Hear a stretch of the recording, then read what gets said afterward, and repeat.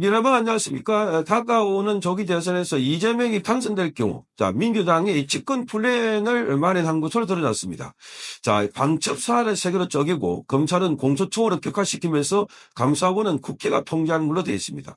이 세계 권력기관이 이른바 내란의 핵심이다. 이렇게 보고, 여기에 적폐청산 시즌2 이 기관부터 무력화시키고 쪼개고, 그리고 지금 선동을 해서 완전히 또 이재명 정권의 새로운 동력을 삼을 것으로 보입니다. 과거에 문재인 정부 때 적폐청산을 만들기 위해서 적폐청산 기구를 각 기관마다 만들었습니다. 심지어 KBS와 MBC와 연합뉴스 같은 이런 언론기관에서 적폐청산 기구를 만들어서 적폐몰이를 했는데, 이번에는 이재명이 집권을 하게 되면 내란 청산을 한다. 내란 세력들을 척결을 한다. 이렇게 해서 마구잡이로 이 동력을 만들어서 그래서 선동을 할 걸로 보입니다. 방첩사는 지난 12월 3일 개헌 때 정치인을 비롯해서 주요 인사체포 시도에 개입했다. 그런 의혹을 받고 있고, 민주당은 검찰에 대해서도 수사권을 완전히 떼내어서 기존 검찰청을 공수처으로 바꾸고, 감사원은 국회가 통제할 수 있게 감사 전 선임 절차를 거치게 하는 등의 이 작업을 벌이고 있습니다. 오늘 조선일보가 단독으로 보도한 바에 따르면은 이게 지금 권력기관들을 개편하면서 새로운 이 적폐몰이를 하겠다는 겁니다. 윤석열 정부에서 눈에 띄는 역할을 한 새 권력기관을 내란의 본산으로 지목해서 뜯어고치겠다는 겁니다.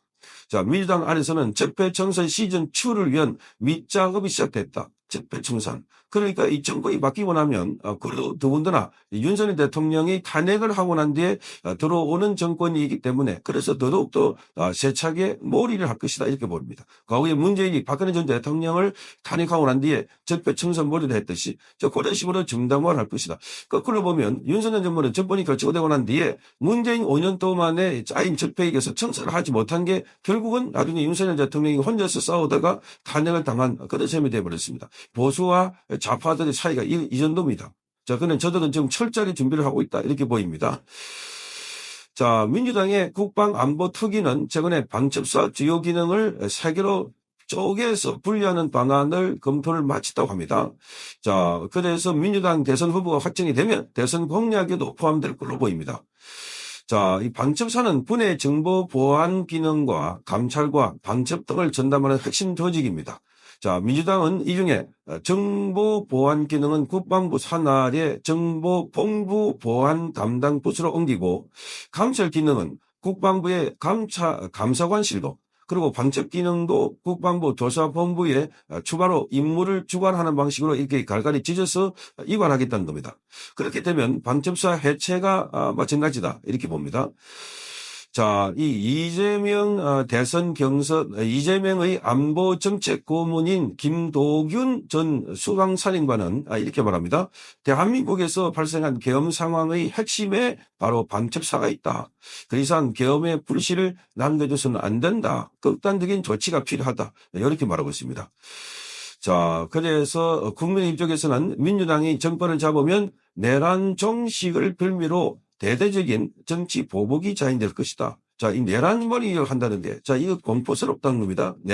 이 내란이라고 하는 것 자체가 형이 중형이인데다가, 그래서 이 내란을 윤석열 대통령이 그 내란 수혜로 몰려가지고 탄핵되고 지금 재판을 받고 있는 상황이기 때문에, 내란머리를 하면은 가장 효과적으로 상대방 반대 세력들을 제압할 수 있다는 겁니다.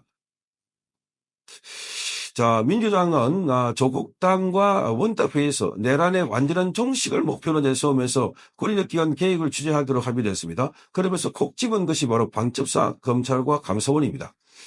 이 세 곳의 적폐청산 이수리가 될 것이다. 이거 예고를 해놓고 있는 겁니다. 민주당이 추진 중인 방첩사 해체가 실행이 되면 우리 군의 정보 방첩 기능은 사실상 무력화될 것으로 보입니다. 기무 사령부 예비역 장성은 이렇게 말합니다. 보안과 동향 그리고 감찰 방첩 기능이 총체적으로 발휘되어야 제대로 된 방첩을 할 수 있는데, 분산이 되면 기능 자체를 발휘할 수 없다. 말하자면 한마디로 간첩을 잡는 기능을 무력화시키겠다는 겁니다. 간첩을. 그래서 방첩사의 전신인 기무사령부는 2018년도 문재인 정부에 의해서 군사안보지원사로 축소가 되었습니다. 군사안보지원사가 문재인 5년 동안 검거한 국가보안법 위반자는 단 한 명도 없습니다. 노무현 정부 때는 12명, 이명박 정부 때는 45명, 박근혜 정부 때는 20여 명에 있다가 급감을 한 겁니다. 자, 문재인도 기무사를 대폭 축소하긴 했지만 그 기능을 분산시키지는 않았습니다. 그러나 민주당이 이번에 하는 안을 보면 방첩사 기능을 뿔뿔이 흩어버리는 것이고, 그래서 완전히 차원이 다른 해체 수준이다, 이렇게 보고 있습니다. 자, 검찰에 대해서도 수사와 기소를 분리하는 컨트롤을 사실상 확정했습니다. 세부 작업을 논의 중이라고 합니다. 이재명은 지난 15일 날 이렇게 말합니다. 수사 담당 기관과 공소 유지 담당 기관을 분리해서 수사기관끼리도 견제하도록 해야 한다, 이렇게 말했습니다. 민주당은 문재인 정부 때 검찰의 수사 권한을 없애는 이른바 검수완박을 시도했습니다. 그러나 검찰 수사권은 완전히 없애지는 못했습니다. 자, 검찰은 물론이고 학교와 시민사회계에서도 오히려 범죄 사각지대가 늘어나고 시민의 불편도 더 늘어났다는 겁니다. 그러나 지금에 와서는 그때 제대로 검찰을 해체하지 못하기 때문에 검찰이 내란 동조조가 됐다, 이렇게 말하고 있습니다. 즉 철저하게 이용해먹고 나중에 버리는 셈이 되는 겁니다. 이게 토사구팽이다. 자, 민주당은 감사원에 대해서도 국회 통제 안에 두겠다는 겁니다.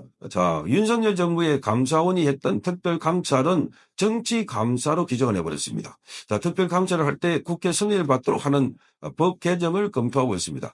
대통령이 임명한 감사위원도 추천위원회를 따로 구성해서 임명 과정에서 사회각계 인사가 참여하도록 하거나 정부 정책에 대해서 감사를 아예 하지 못하도록 하는 안도 넣었습니다. 이게 이제 사회 각계 인사가 참여한다 하는 건 각계 인사는 각계 좌파 인사들이다, 이렇게 해석이 될 수도 있습니다.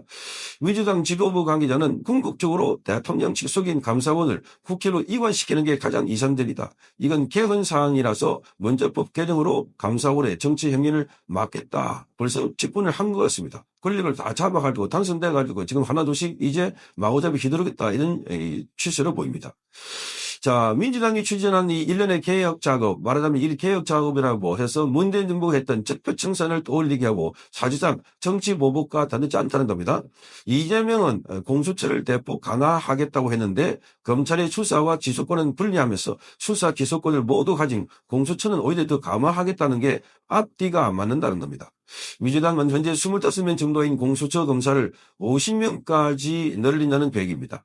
자, 법조계는 이렇게 말합니다. 말 안 듣는 칼인 검찰을 해체시키고 말 잘 듣는 공수처 칼을 휘두르겠다, 그런 뜻이라고 봅니다. 이번에 자, 이 공수처가 나서서 윤석열 대통령 체포하고 구속하는데 결정적인 역할을 했습니다. 그동안 공수처 수사를 제대로 한 실적이 없다고 했는데 유일하게 실적이 지금 현직 대통령을 체포 구속했다. 그러니 이 공수처를 확 밀어줘가지고 검사보다 더 막강한 기관으로 만들겠다. 자, 이게 이재명식의 말하자면은 개혁이라는 포장하에 적폐 모의, 이런 과정에서 대규모 대대적인 내란 세력 소탕한다, 이렇게 해서 또다시 대한민국을 정치 보복의 장으로 만들 것이다, 이런 관측이 나오고 있습니다. 정말 이를 방지하기 위해서라도 철저하게 이재명 당선을 막아야 되지 않을까, 이렇게 봅니다. 성창경 TV였습니다.